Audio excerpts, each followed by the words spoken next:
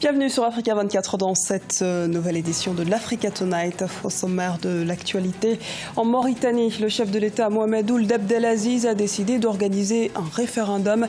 Il compte ainsi contourner les sénateurs qui ont rejeté le projet de réforme constitutionnelle le 18 mars. La date de cette consultation nationale n'a pas encore été communiquée. Réglementation sur l'immigration au Nigeria. Un nouveau texte vient remplacer les lois sur l'immigration qui datent de 1963. Les nouvelles mesures visent à renforcer la sécurité dans le pays. Et puis une exposition sur l'esclavage est actuellement exposée à Bloemfontein en Afrique du Sud. Mao Modisa Keng aborde ce thème dans un pays où les stigmates de la ségrégation raciale n'ont pas totalement disparu et où l'injustice sociale reste présente. Le pape François a reçu en audience le chef de l'État camerounais Paul Biya ce jeudi.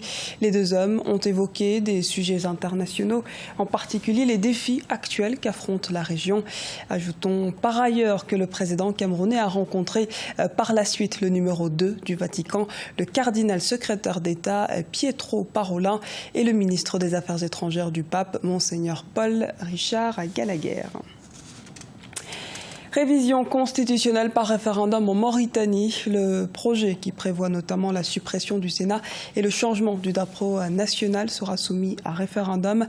Pour être validé, le projet de modification de la Constitution actuelle en vigueur depuis 1991 devait être adopté par chacune des deux chambres du Parlement, puis être soumis à un congrès parlementaire. Or, le projet de nouvelle Constitution a été adopté le 9 mars par les députés, mais rejeté le 18 mars par le Sénat. Les précisions de Franck Nodofina. En Mauritanie, le projet de révision constitutionnelle approuvé par l'Assemblée nationale mais rejeté par le Sénat sera soumis à un référendum. C'est ce qu'a annoncé le président Mohamed Ould Abdelaziz mercredi soir. Il était devant la presse 2 jours après avoir rencontré les différents groupes ayant participé au dialogue politique national. Par ce rejet, nous sommes arrivés à une situation de blocage. Or, nous avons une porte de sortie. Aller au référendum conformément à l'article 38 de la Constitution.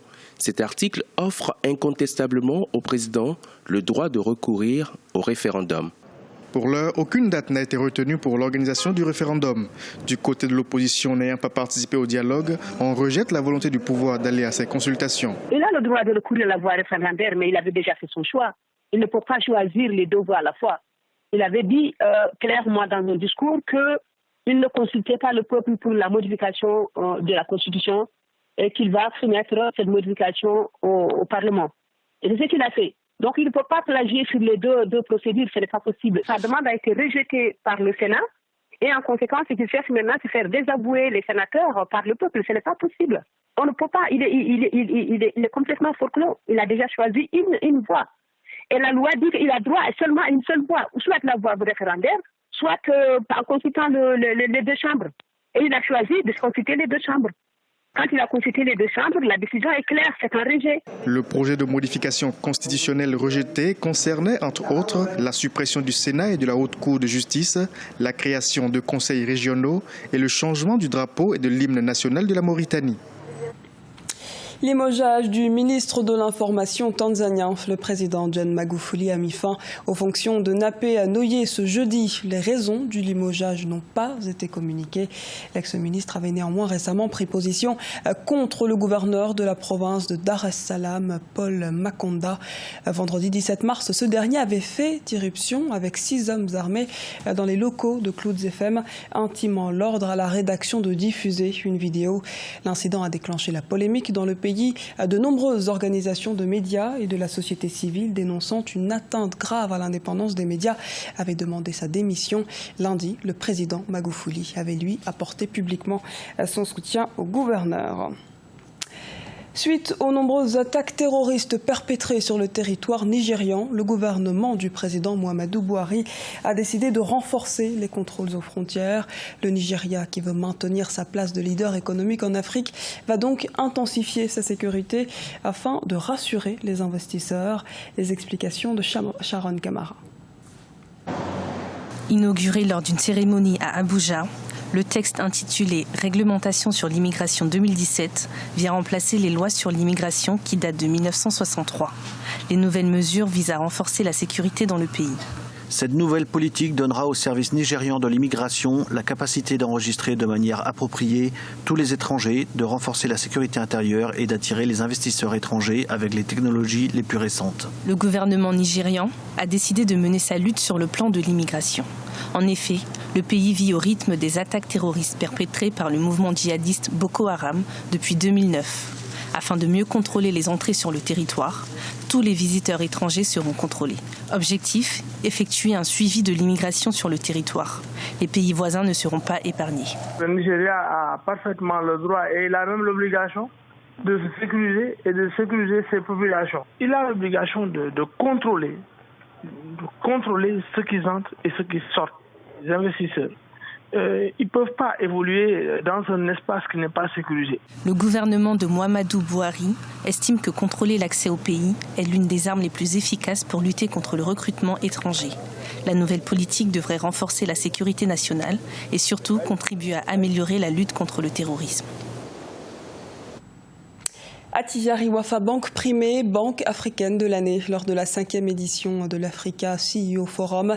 Le plus important rendez-vous des entreprises africaines s'est tenu à Genève et il a primé le groupe marocain Solindi, acteur important dans le secteur bancaire à l'échelle nationale et africaine. Attijari Wafa Bank compte 7 millions de clients et plus de 16 000 employés présents dans 24 pays. Par ailleurs, le prix du président directeur général de l'année est revenu au patron tanzanien Mohamed Wiji, alors que la sénégalaise Anta Babacar Ngom Bathily de l'entreprise Sedima a été élue jeune PDG de l'année. Écoutons les précisions de Boubker Djaï, DG du groupe Attijari Wafa Bank. Je tiens particulièrement à remercier l'Africa CEO Forum pour ces distinctions. Je remercie également le jury qui a su apprécier tous les efforts que font toutes les composantes du groupe Attijari Wafa Bank depuis plusieurs années. Et nous comptons donc continuer dans ce formidable projet de développement de la coopération sud-sud très cher à notre souverain. Exposition de Mao Modiza Keng en Afrique du Sud. L'artiste sud-africain pluridisciplinaire reste très engagé à son exposition. Le Fa Lantate, qui signifie l'héritage de mon père, a réuni les visiteurs à Bloemfontein autour d'une problématique sérieuse, l'héritage de l'esclavage. Les précisions de Siamlo, Victoria Sedji. Une exposition dépeignant l'esclavage est exposée à Bloemfontein en Afrique du Sud. C'est le travail de Mao Modiza Keng intitulé Les Fa Lantate qui signifie l'héritage de mon père dans une langue du pays. L'exposition revient sur l'époque douloureuse de l'esclavage. Dans celle-ci, l'auteur aborde l'héritage de l'esclavage en Afrique du Sud où les stigmates de la ségrégation raciale n'ont pas totalement disparu et où l'injustice sociale se ressent. Je pense que cette exposition interpelle la nouvelle génération sur des questions essentielles concernant la situation actuelle en Afrique du Sud qui choque, car plusieurs images ici nous rappellent des réalités vécues par les Sud-Africains. Des images comme cette balance sont le symbole de la justice et il devrait nous conduire à nous poser des questions sur le sens de la justice. Après des années de lutte, les peuples sont appelés à faire table rase du passé, mais il ne peut y avoir de réconciliation sans réparation. Alors oui, cette exposition nous interpelle sur le sens de la justice dans notre pays. Dans cette exposition, les problématiques de la réparation des dommages causés par l'esclavage sont dépeintes. Une façon d'interpeller la conscience de tout un chacun sur ce qui représente un drame pour le continent africain. Ces images expressives nous rappellent beaucoup de choses. Ce sont des mémoires de notre histoire et nous devons nous dire quelle est notre contribution. Comment arriver à oublier cette période sombre de notre histoire et tout surmonter. Mao Modiza Keng est un artiste pluridisciplinaire qui est né et a grandi à Soweto. Son art est profondément marqué par l'histoire de cette banlieue qui a longtemps lutté contre la ségrégation. Très engagée, ses sculptures, vidéos et photographies ont soif de justice sociale. Elles appellent à l'éveil des consciences et mettent en avant l'africanité dans des couleurs originales. C'était le journal de la rédaction. Nous vous remercions pour votre fidélité. Retrouvez dans un instant une nouvelle édition de l'actualité sur Africa 24.